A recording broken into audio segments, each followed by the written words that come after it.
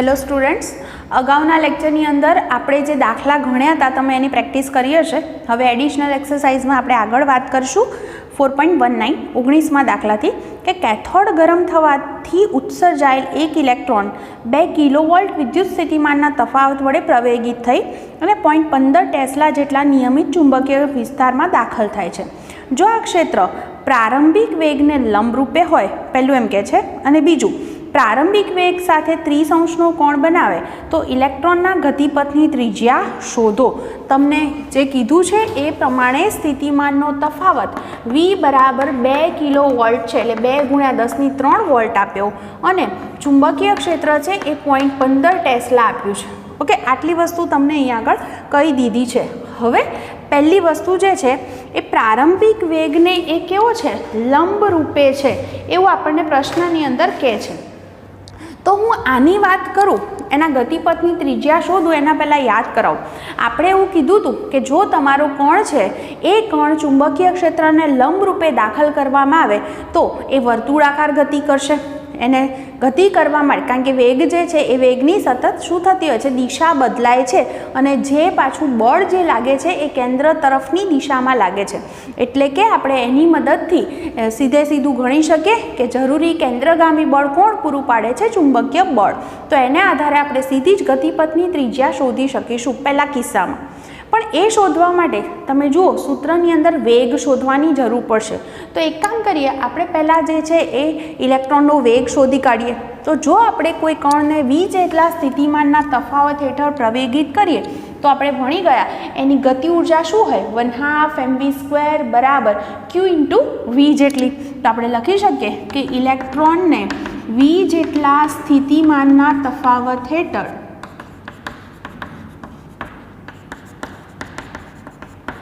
પ્રવેગિત કરતા શું સૂત્ર લખી શકીએ આપણે, 1/2 mv² બરાબર q × v. q એટલે ઇલેક્ટ્રોનનો વીજભાર E છે, એટલે હું E × v લખી શકું છું. તો આના પરથી મને એનો વેગ મળી જશે. શું થશે એનું સૂત્ર, 2ev/m થશે. હવે હું આની અંદર બધી જ કિંમતો મૂકી દઉં. E ની વેલ્યુ 1.6 × 10⁻19 વોલ્ટેજ આપણને કીધા છે 2 × 10⁻³ વોલ્ટ અને m છે એ છે ઇલેક્ટ્રોનનું દળ.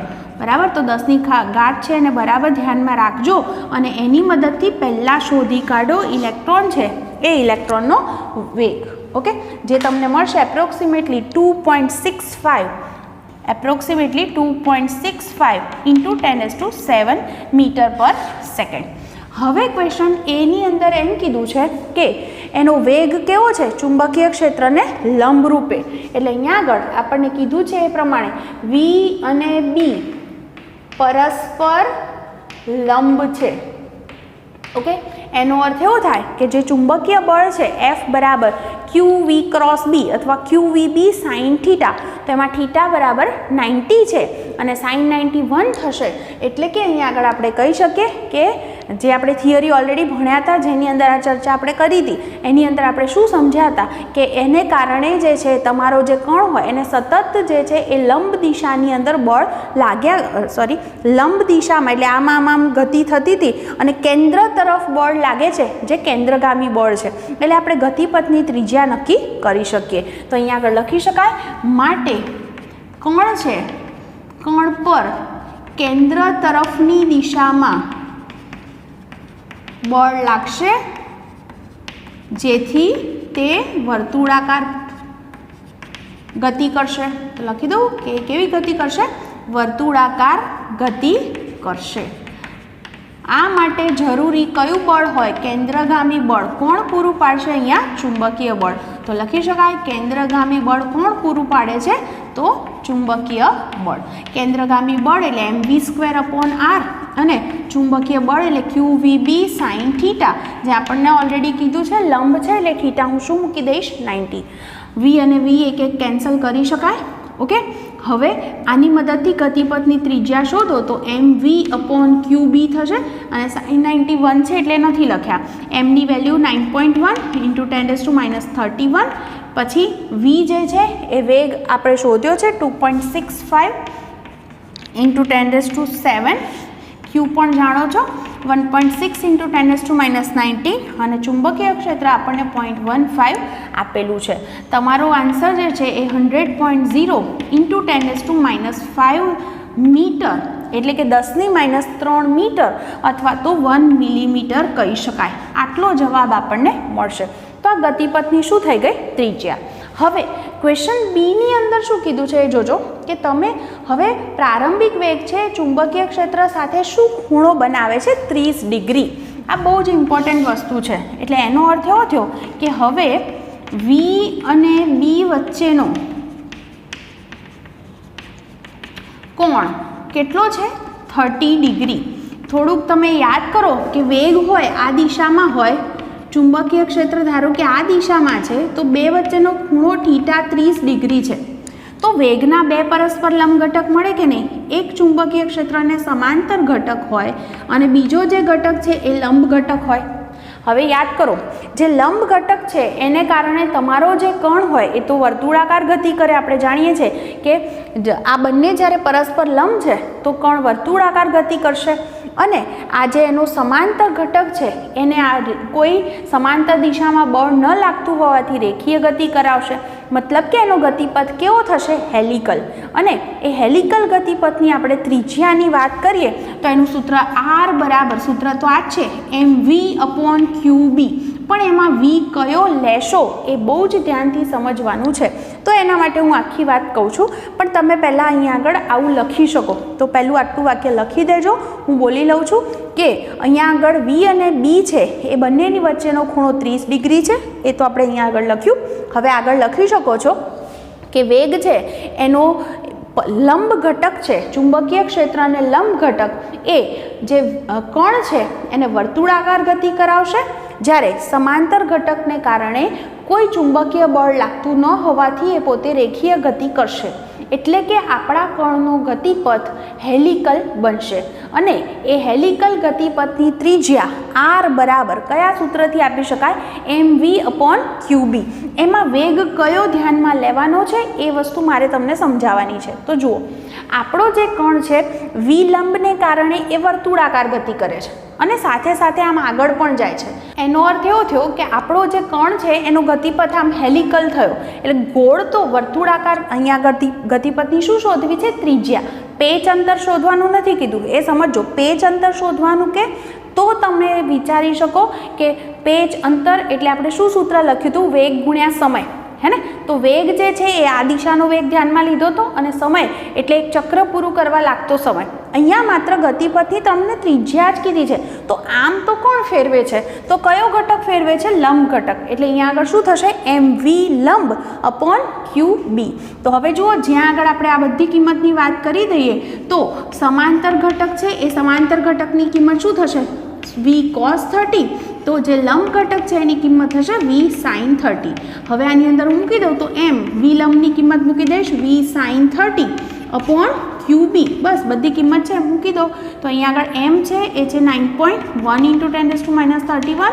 વેગ છે v, એ vની વેલ્યુ તમને અહીંયા આગળ શોધેલી છે 2.65 × 10⁻7. sin 30 છે, sin 30ની કિંમત છે 1/2.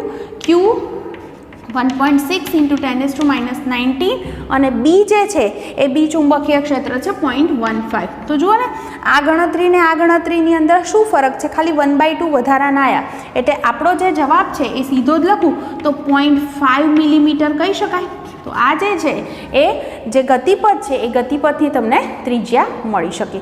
તો તમને આખો દાખલો જે છે એ સમજાઈ ગયો હશે. આ રીતે તમારે એને લખી દેવાનો છે. હવે આપણે એના પછીનો જે દાખલો છે એના વિશે વાત કરીએ. જુઓ શું કહે છે? 4.20 રકમની અંદર આપણને એવું આપે છે અહીંયા આગળ કે હેલ્મહોલ્ટ્ઝ ગૂંચળાઓ, મતલબ આગળનો આપણો જે 4.16 દાખલો હતો એમાં આપણે વાત કરી હતી કે બે ગૂંચળા એકબીજાથી નજીક રાખ્યા હતા. R ત્રિજ્યા હતી, એમની વચ્ચેનું અંતર પણ R હતું અને બંનેમાંથી પ્રવાહો એક સમાન દિશામાં પસાર થતા હતા. એવા ગૂંચળા, એમની મદદથી નાના વિસ્તારમાં 0.75 ટેસ્લાનું નિયમિત ચુંબકીય ક્ષેત્ર ઉત્પન્ન કરવામાં આવે છે. આ જ વિસ્તારમાં ગૂંચળાઓની સામાન્ય અક્ષને લંબરૂપે નિયમિત સ્થિર વિદ્યુત ક્ષેત્ર જાળવી રાખવામાં આવે છે.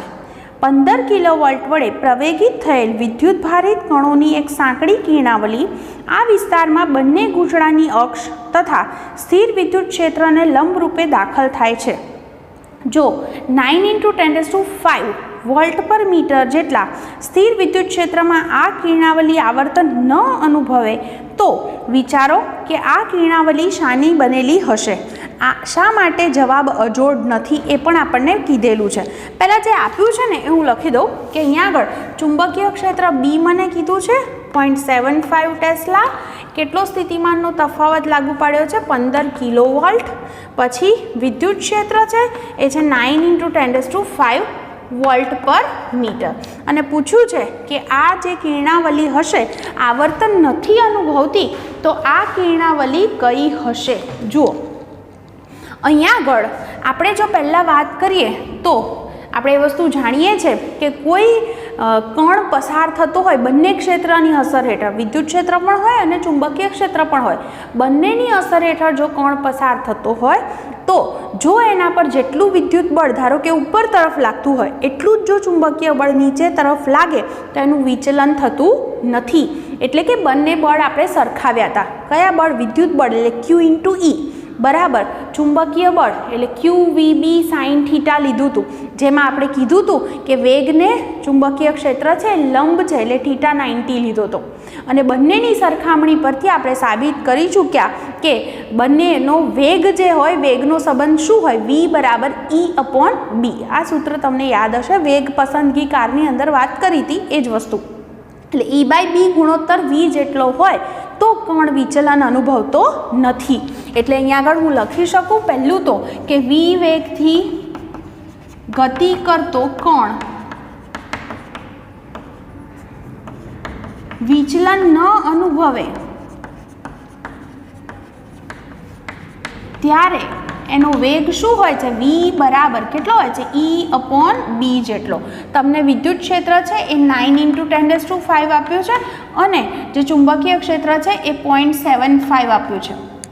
બરાબર, તો 0.75 છે, 0.75 એટલે 3/4 મૂકો તો 12 × 10⁵ જવાબ થશે ને તમારો. 12 × 10⁵ મીટર/સેકન્ડ. આટલો જે છે એ તમારા કણનો વેગ મળી ગયો. હવે જુઓ આપણને આગળ જે કહે છે એ એવું કહે છે કે આપણો જે કણ છે એ કણ અહીંયા આગળ કયો છે આપણે નક્કી કરવું છે. આપણી પાસે એક રસ્તો છે કે જો આપણે વીજ સ્થિતિમાનના તફાવત હેઠળ આપણો જો કણ ગતિ કરતો હોય અને જો આપણને એનો Q/m ગુણોત્તર ખબર હોય તો એના પરથી આપણે કંઈક વિચાર કરી શકીએ. તો હવે હું કહું કે કણને V જેટલા સ્થિતિમાનના તફાવત હેઠળ પ્રવેગિત કરતા આપણી પાસે કંઈક રિઝલ્ટ આવું મળશે. શું? 1/2 mv² = EV અથવા તો QV લખીએ છીએ આપણે. કોઈ કયો છે કણ એ નથી ખબર એટલે એનો વીજભાર E માત્ર નથી લીધો પણ શું લીધો છે? Q. તો આમાંથી હું Q/m ને સૂત્રનો કરતા કરી દઉં તો Q/m બરાબર શું થશે? V²/2V. કિંમત મૂકો. Vની વેલ્યુ છે 12 × 10⁵ એનો સ્ક્વેર કરો અને 2V V જે છે એ છે 15 કિલોવોલ્ટ એટલે 15 × 10⁻3. ગણી લો ને Q/m ગુણોત્તર તમારો શું આવે છે. તમારો જે ગુણોત્તર છે એ આવો આવશે લગભગ 4.8 × 10⁷. 4.8 × 10⁷ કુલંબ પર કિલોગ્રામ. આવો જવાબ આપણને મળ્યો.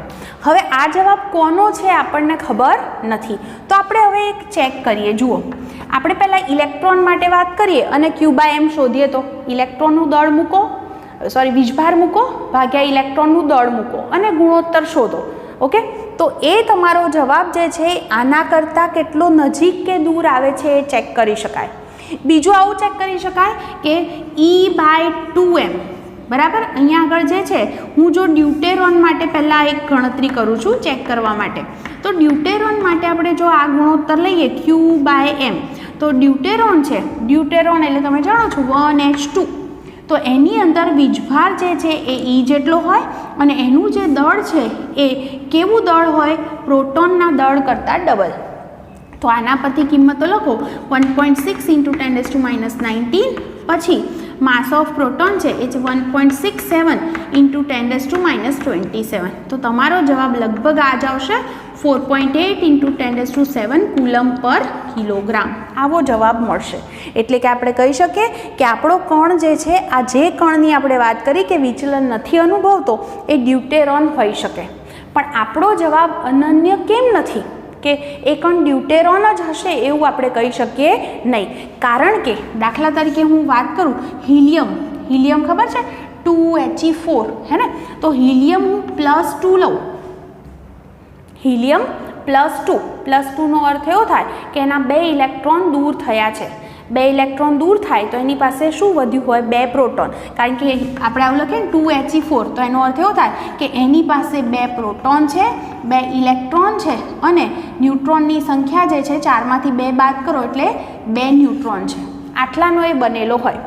હું He+2 લખું એટલે 2 ઇલેક્ટ્રોન જતા રહ્યા, એટલે એનો અર્થ 2 પ્રોટોન છે એની પાસે અને 2 ન્યુટ્રોન છે. તો એનો વીજભાર આપણે Q/m લખીએ ને, તો વીજભાર છે એ વીજભાર શું થાય, તો વીજભાર એટલે 2 પ્રોટોન છે એટલે 2E થાય. અને દળ છે ને, દળ સરખાવવું એટલે હંમેશા હાઇડ્રોજન સાથે સરખાવો તો દળ આના કરતાં 4 ગણું છે એટલે 4 ટાઈમ માસ ઓફ પ્રોટોન છે. તો આ જ સૂત્ર થયું કે નહીં, E/2mp જ થયું. તો આની ગણતરી કરો ને તો આ જ જવાબ આવે. તો આ કણ આ પણ હોઈ શકે. એવી રીતે ત્રીજી શક્યતા છે એ લિથિયમ +3 એ પણ હોઈ શકે.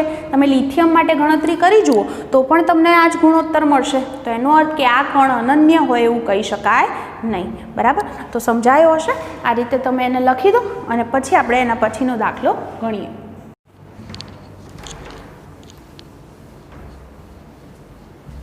હવે એના પછીના દાખલા પર જઈએ. જુઓ શું કહે છે આપણને રકમ. એમાં એવું કીધું છે આપણને કે 0.45 મીટર લંબાઈ અને 60 ગ્રામ દળનો એક સીધો વાહક સળિયો છે. તેના છેડે બાંધેલા 2 તાર વડે સમક્ષિતિજ લટકાવેલો છે. આ તારમાં થઈ અને સળિયામાં 5 એમ્પિયર જેટલો પ્રવાહ વહે છે.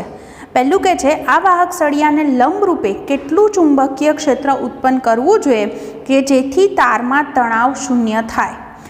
બીજું કે છે કે જો ચુંબકીય ક્ષેત્ર એમ જ રહેવા દઈ અને વિદ્યુત પ્રવાહની દિશા ઉલટાવવામાં આવે તો તારમાં કુલ તણાવ કેટલું હશે એ પણ શોધો. જુઓ, પહેલાં જે છે મને તારની લંબાઈ આપે છે 0.45 મીટર, પછી મને એનું દળ કહે છે 60 ગ્રામ, મતલબ કે 60 × 10⁻³ કિલોગ્રામ લખી શકાય. એમાંથી વહેતો પ્રવાહ મને આપે છે 5 એમ્પિયર. ઓકે, અને તમને પહેલું કહે છે કે કેટલું ચુંબકીય ક્ષેત્ર ઉત્પન્ન કરવું જોઈએ જેથી તણાવ જે છે એ તણાવ શૂન્ય થાય. જુઓ, તમે આવું કંઈક વિચારો કે અહીંયા આગળ આ આધાર છે એની નીચે આવી રીતે આપણો જે સળિયો છે આ તારની નીચે લટકાવેલો છે. આવી સ્થિતિ થઈ અને એની અંદરથી પ્રવાહ જે છે એ I જેટલો પ્રવાહ આની અંદરથી પસાર થાય છે. આપણે જાણીએ છીએ કે એનું જે દળ હોય એને લીધે નીચે તરફ એનું વજન બળ લાગે, એને કારણે આની અંદર T જેટલું તણાવ બળ ઉત્પન્ન થતું હોય. તો તણાવ બળ શૂન્ય કરવા માટે આપણે શું કરવું પડે, નીચે જેટલું વજન બળ લાગે છે એટલું જ ઉપર તરફ ચુંબકીય બળ લાગતું હોવું જોઈએ. તો અને તો જ એ વસ્તુ શક્ય છે. એટલે ઉપર તરફ જે છે એ શું લાગવું જોઈએ, ચુંબકીય બળ, અને બંને સમાન મૂલ્યના બને તો તણાવ બળ શૂન્ય થઈ શકે. તો તમે તમારી નોટમાં આ વાક્ય લખી દો અહીંયા આગળ કે સળિયો જે છે એમાં નીચે તરફ વજન બળ લાગે છે mg, જેને કારણે તારમાં તણાવ બળ T ઉત્પન્ન થાય છે. તણાવ બળ શૂન્ય કરવા માટે આપણે જેટલું અહીંયા નીચે વજન બળ છે એટલું જ ઉપર તરફ ચુંબકીય બળ લગાડવું પડે જેથી કરી અને અહીંયા આગળ તણાવ બળ શૂન્ય થઈ શકે. તો લખી દો અહીંયા આગળ કે તણાવ બળ T શૂન્ય થવા માટે શું જરૂરી છે કે જેટલું અહીંયા આગળ વજન બળ છે એટલું જ સામે કયું બળ હોવું જોઈએ, ચુંબકીય બળ. તો વજન બળ એટલે mg અને ચુંબકીય બળ છે તાર છે એટલે આપણે શું સૂત્ર લખીએ છીએ, ILB sin θ, હે ને. પણ આપણે જાણીએ છીએ એ પ્રમાણે અહીંયા આગળ લંબરૂપે આ દિશામાં તારમાંથી પ્રવાહ આ દિશામાં જાય છે, તમને બળ આ દિશામાં જોઈએ છે એટલે એ પ્રમાણે તમે ચુંબકીય ક્ષેત્ર જે છે એને પણ લંબરૂપે હોય એવી રીતે એવું ઉત્પન્ન કર્યું હશે કે જેથી કરી અને થીટા બરાબર શું હોય અહીંયા 90. હવે મારે અહીંયાથી ચુંબકીય ક્ષેત્ર શોધવું હોય તો હું શું કરીશ, mg અપોન IL. m છે 60 ગુણ્યા 10⁻3, જીની વેલ્યુ જાણો છો 9.8, પ્રવાહ હતો 5 એમ્પિયર અને લંબાઈ છે 0.45 મીટર. શોધી કાઢો ચુંબકીય ક્ષેત્ર છે એ કેટલું મળે છે. ઓકે, તો તમને જે છે એ ચુંબકીય ક્ષેત્ર મળશે એપ્રોક્સિમેટલી 26 ટેસ્લા. કેટલું મળે છે? 0.26 ટેસ્લા.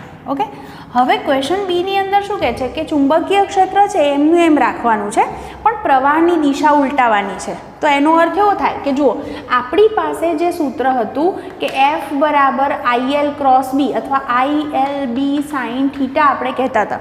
તો પરિણામી બળની જે દિશા છે, જો પ્રવાહની દિશા આપણે ઉલટાવી દઈએ, ચુંબકીય ક્ષેત્ર એમનું એમ જ રાખીએ, તો એનો અર્થ એવો થાય કે પરિણામી જે છે એ બળની દિશા ઉલટાઈ જાય. એટલે કે હવે બીજા કિસ્સામાં બળ જે હતું એ ઉપરની બદલે કઈ તરફ લાગે? નીચે તરફ. એટલે કે કુલ જે છે એ બળ કેટલું થયું?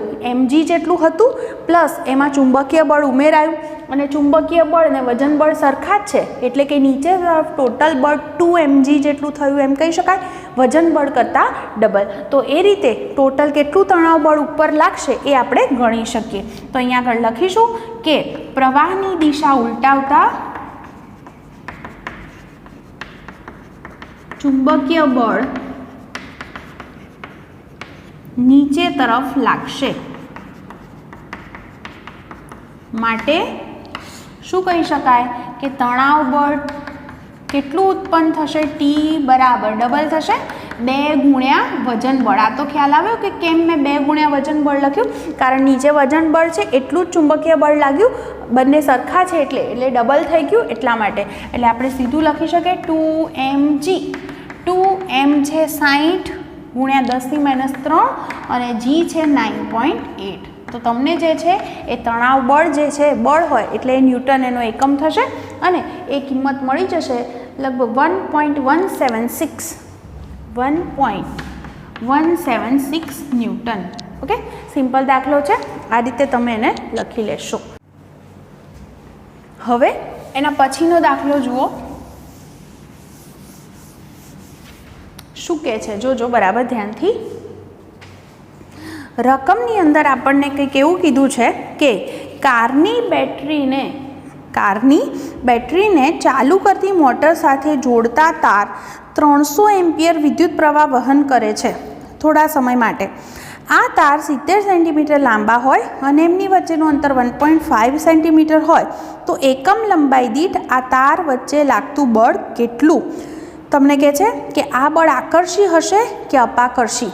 જો કારની બેટરીને ચાલુ કરતી મોટર છે એની સાથે જોડતા તાર, ઓકે, 2 તાર છે અને એ તાર છે એ મોટરને જોડે છે. તમે એને ઇમેજિન કરો તો એનો અર્થ એવો થાય કે તાર મોટરને જોડતા હશે તો એક તાર દાખલા તરીકે એમાંથી પ્રવાહ આમ આવતો હોય તો બીજામાંથી આમ જતો હોય, આવું આપણે વિચારી શકીએ. તો એનો અર્થ એવો થયો કે બંને તાર છે એ બંને તારમાંથી પ્રવાહ પરસ્પર વિરુદ્ધ દિશામાં વહેતો હશે, આવું કહી શકાય.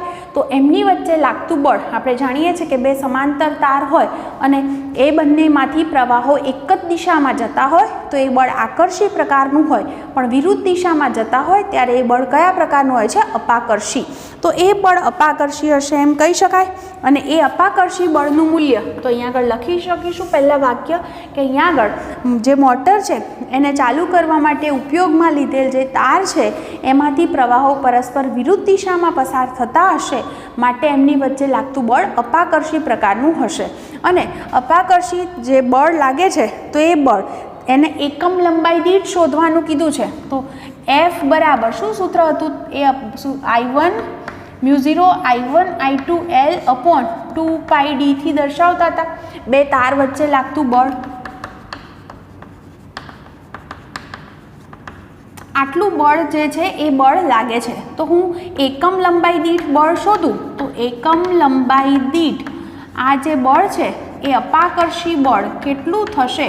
તો F/L થી આપણે એને દર્શાવી શકીએ. સૂત્ર થયું μ0 I1 I2 અપોન 2πd. μ0 છે 4π × 10⁻⁷, બંનેમાંથી વહેતો પ્રવાહ સરખો જ કીધો છે 300 એમ્પિયર હે ને, અને બે તાર છે બંને વચ્ચેનું જે અંતર છે એ અંતર છે 1.5 સેન્ટીમીટર, એટલે 1.5 × 10⁻² મીટર લખી શકાય. એટલે તમને ન્યૂટન પર મીટરની અંદર આ બળ મળશે.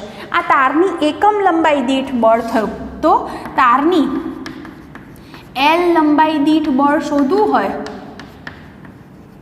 તો એ F બરાબર શું થશે? અહીંયા આગળ આ જે બળ હોય એને કોના વડે ગુણી દઈશું આપણે? એની લંબાઈ વડે, જે આપણને આપી છે. ખરેખર આપણે આ સૂત્ર લીધું, પણ અતિ લાંબા તાર હોય એના કિસ્સામાં આ સૂત્ર વધારે સાચું છે.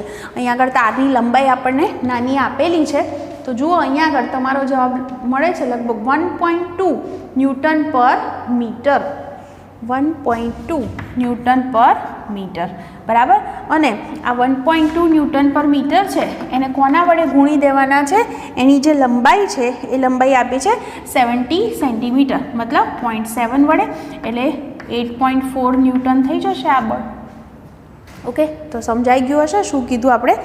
તો સિમ્પલ જ હતો, ખાલી આટલું જ સમજવાનું હતું કે બળ કયા પ્રકારનું છે, આકર્ષી છે કે અપાકર્ષી. ઓકે, ચલો હવે એના પછીનો દાખલો છે એ ગણીએ.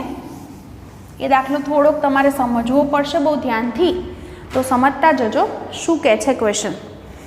એમાં કહે છે 10 સેન્ટીમીટર ત્રિજ્યાના નળાકાર વિસ્તારમાં 1.5 ટેસ્લાનું નિયમિત ચુંબકીય ક્ષેત્ર છે, જેની દિશા તેની અક્ષને સમાંતર પૂર્વથી પશ્ચિમ તરફ છે.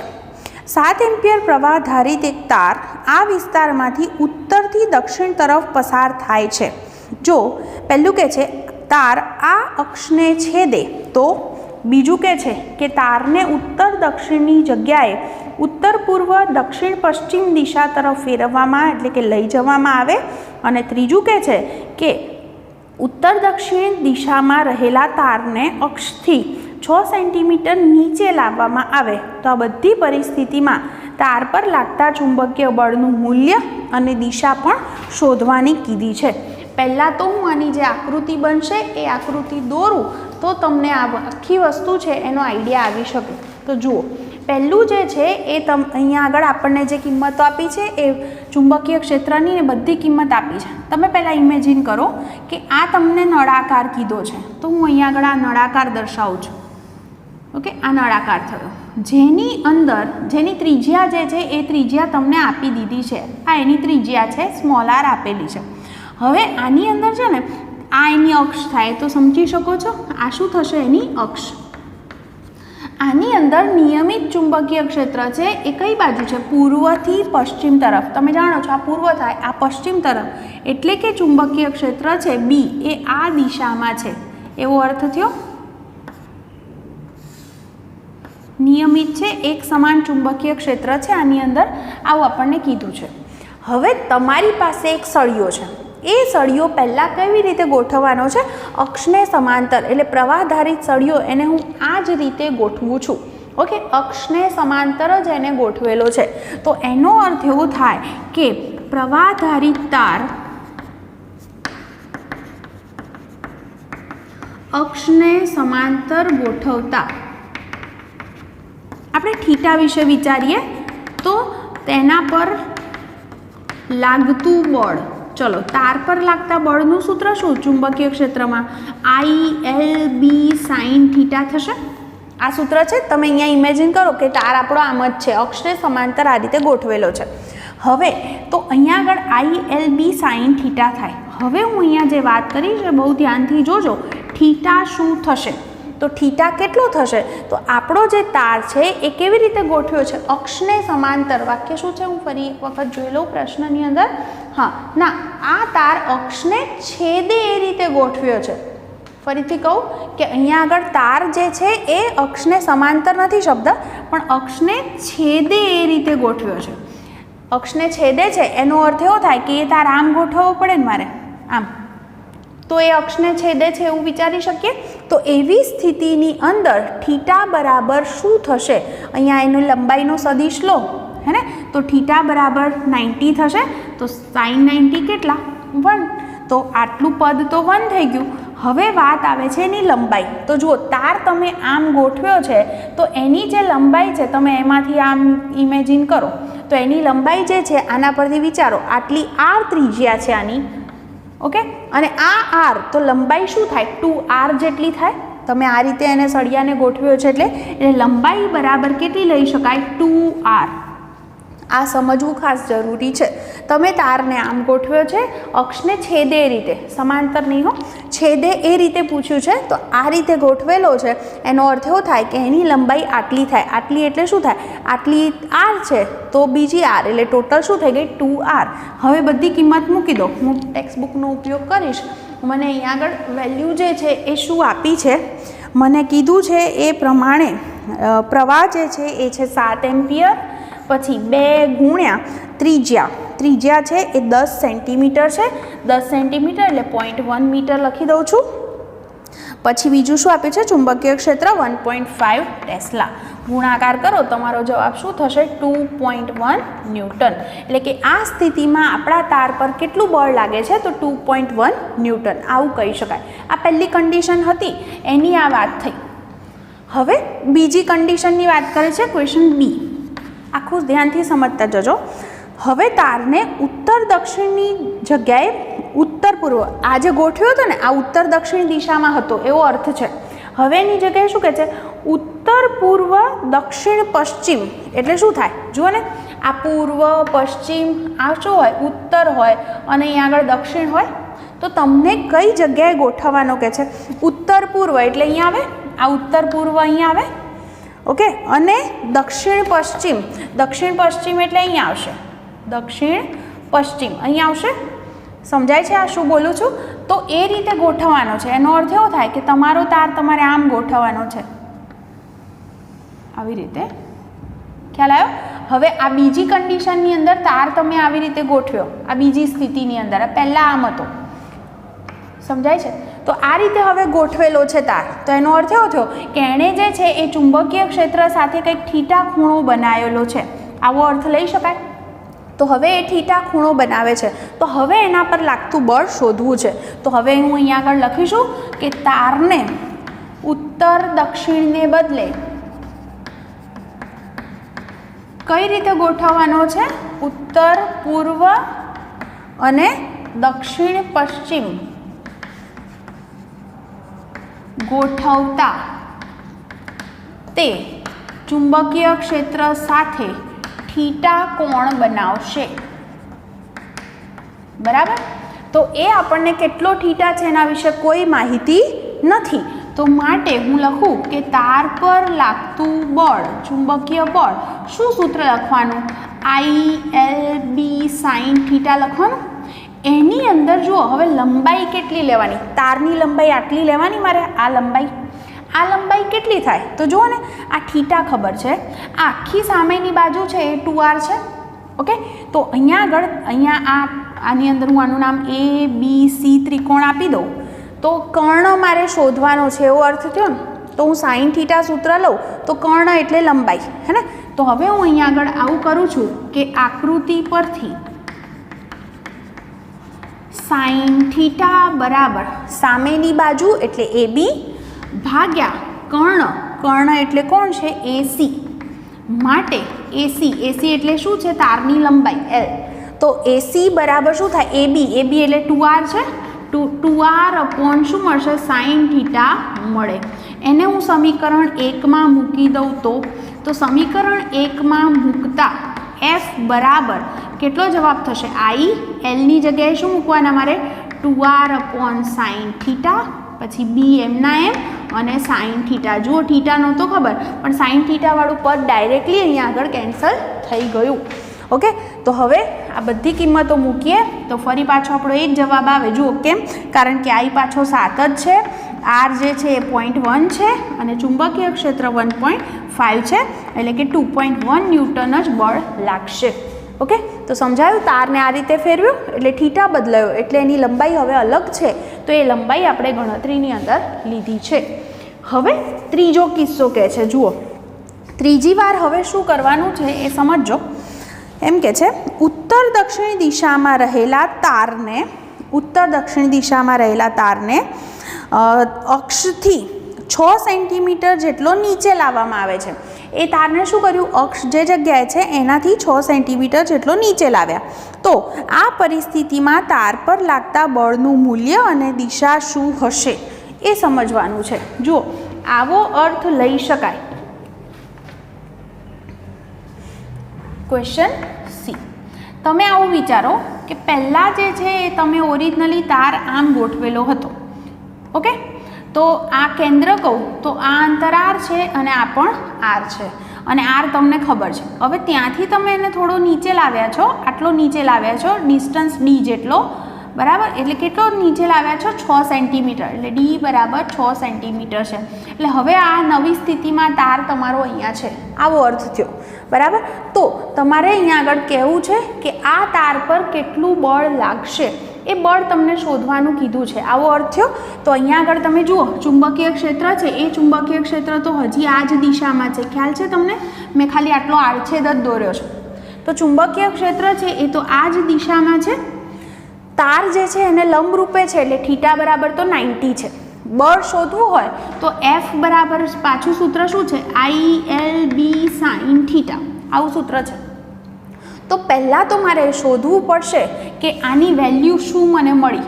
જુઓ, આટલું અંતર શું છે, ડી છે. ઓકે, મારે પહેલાં આ અંતર, એટલે આનું નામ હું એક્સ આપી દઉં, તો એક્સ શોધવો છે. તારની લંબાઈ શું થશે હવે, 2x થશે. તારની લંબાઈ કેટલી થશે, 2x. તો મારે એક્સની કિંમત શોધવી છે. તો હું એક કામ કરું, જુઓ આકૃતિની અંદર આમ લઈ લઉં તો પાયથાગોરસ પ્રમાણે શોધી શકાય. તમને એક્સ ખબર, એક્સ શોધવો છે, આ અંતર એટલે ત્રિજ્યા થશે આર. આટલું અંતર શું થાય, ત્રિજ્યા. તો એનો અર્થ એવો થાય કે આપણે પાયથાગોરસ પ્રમેયનો ઉપયોગ કરીએ તો એની મદદથી મને એક્સ મળી જશે. કારણ કે આપણે બળ જોઈતું હોય તો થીટા તો આપણને ખબર પડી ગઈ કે ચુંબકીય ક્ષેત્રને એ લંબ છે એટલે થીટા 90 થશે. પણ આપણને એવું નથી ખબર કે અંતર એક્સ કેટલું છે. આર ત્રિજ્યા છે એ તો 10 સેન્ટીમીટર આપેલી જ છે. તો પહેલાં આપણે શું શોધી કાઢશું, એક્સ શોધી કાઢીશું. તો લખી દઉં કે આકૃતિ પરથી શું થાય સૂત્ર, r² બરાબર x² પ્લસ d². તો x² બરાબર શું થાય, r² એટલે 10નો વર્ગ માઇનસ d² એટલે 6નો વર્ગ, હે ને. તો અહીંયા આગળ 100 છે, 100માંથી 36 બાદ કરો એટલે 64. એનો અર્થ એવો થાય કે x બરાબર 8 સેન્ટીમીટર. ઓકે, તો માટે અહીંયા આગળ હું લખું તો IL એટલે કેટલી લંબાઈ થશે, ડબલ ને, IX ને IX એટલે 2x, b અને થીટા બરાબર શું થશે, 90. આકૃતિ પરથી જોઈ શકાય છે કે થીટા 90 છે.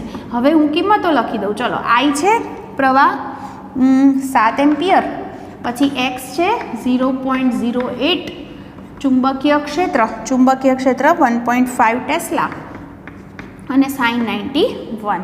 ચલો ગણતરી કરી દો અને બળ જે છે એ કેટલું મળે છે જુઓ, એ બળ થશે 1.68 ન્યૂટન. કેટલું થશે, 1.68 ન્યૂટન. તો આ રીતે આપણે બળ કેટલું લાગશે એ ગણી શકીએ. અને એના માટે એની દિશા નક્કી કરવી હોય તો IL ક્રોસ B પ્રમાણે નક્કી કરી શકાય.